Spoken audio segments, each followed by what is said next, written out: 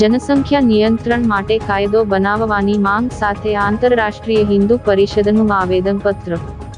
આંતરરાષ્ટ્રીય હિન્દુ પરિષદ, રાષ્ટ્રીય બજરંગ દળ દ્વારા જનસંખ્યા નિયંત્રણ કાયદો લાગુ કરવાની માંગ સાથે ભારતના વડાપ્રધાન નરેન્દ્ર મોદીને સંબોધતું આવેદનપત્ર પાઠવવામાં આવ્યું હતું.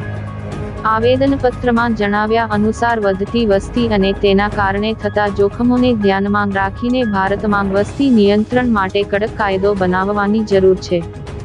ભારતના કોઈ પણ રાજ્યમાં હિન્દુ સમુદાય સુરક્ષિત નથી. દેશના જુદા જુદા ભાગોમાં હિન્દુ તહેવારો અને સરઘસો પર હુમલાઓ થાય છે. કાશ્મીરના પહેલગામમાં થયેલ આતંકવાદી ઘટનાનો પણ ઉલ્લેખ કરવામાં આવ્યો છે અને તેને વસ્તી અસંતુલનનું પરિણામ ગણાવવામાં આવ્યું છે. બાંગ્લાદેશમાં હિન્દુઓ પર થયેલા નરસંહારને પણ વસ્તીમાં અસંતુલનનું પરિણામ છે. આ બધી બાબતોને ધ્યાનમાં રાખીને આવેદનપત્રમાં ભારત સરકારને વસ્તી નિયંત્રણ માટે કાયદો લાવવાની અપીલ કરવામાં આવી છે.